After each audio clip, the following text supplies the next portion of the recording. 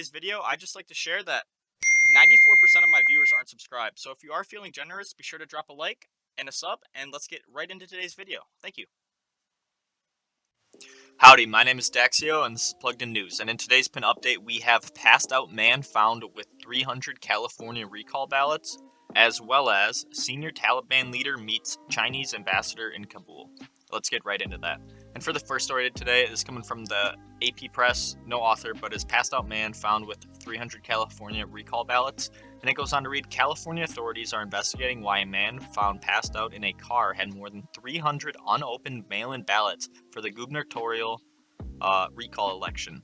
The man was arrested August 16th after being found in a store parking lot in Torrance, police said. Investigators with the Torrance Police Special Investigations Division, the United States Postal Service, and Los Angeles County's District Attorney's Public Integrity Unit were trying to determine how the ballots ended up in the suspect's vehicle and what his intent was in having them, police said in a Facebook statement on Monday. Sergeant Mark Pongalak told KABC TV that ballots were unopened and had not been tampered with. The man was a felon who had drugs, a loaded firearm, thousands of pieces of mail, a scale, multiple California driver's license, and a credit card in another person's name, police said. The man, whose name was not released, was arrested for investigation of weapons, narcotics, forgery, and forgery violations. Replacement ballots will be sent out. And I was looking a little bit more into the story, and I believe on their Facebook they posted a picture of what he had. So he had all those, all that mail or whatever, but then he also had a bottle of Xanax on him, a baggie of it looks like to be cocaine or something, and then a handgun, maybe like a Glock or something. I couldn't really tell. I didn't look at it too hard, but that's what I saw. Pretty interesting story. We're going to see what comes up with this.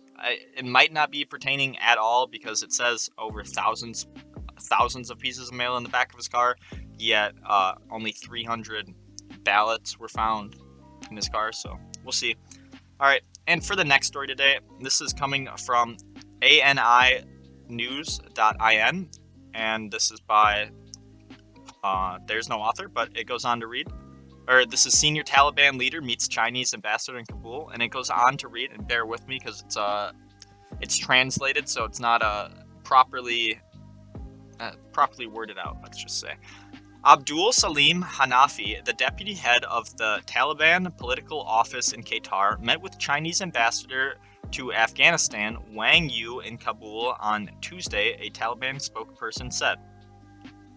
They discussed the security of the Chinese embassy and diplomats, the current situation in Afghanistan, bilateral relations, and China's humanitarian assistance, Sputnik quoting Mohammed Naeem tweet reported.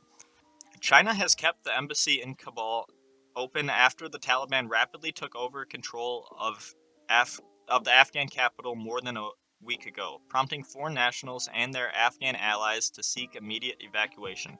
According to the earlier media reports, China is prepared to recognize the Taliban as legitimate ruler of Afghanistan if the terrorist group manages to overpower the democratically elected government in Kabul. Despite the growing relationship, Beijing has shown apprehension about the group's ties with East Turkish Islamic Movement, the ETIM, which is a domestic security concern. China has conveyed to visiting the Taliban delegation last month that the ETM poses a direct threat to its national security and territorial integrity, and combating the ETIM is a common responsibility for the international community, a Chinese foreign ministry readout said. So it sounds like either which way, China wants to swoop in, take over land, and just rule. China is slowly taking over more. They had the South Africa road initiative or whatever they built through South Africa, and now they're trying to do it through the Middle East. So we'll see how far they can go with this. We'll see if they'll become the world's #1 power. Who knows? Anyways, thank you guys so much for watching today's video. If you did enjoy, drop a like, drop a sub down below, drop a comment, let me know how I'm doing, let me know what I can do to improve, and thanks for staying plugged in. Peace out, boys.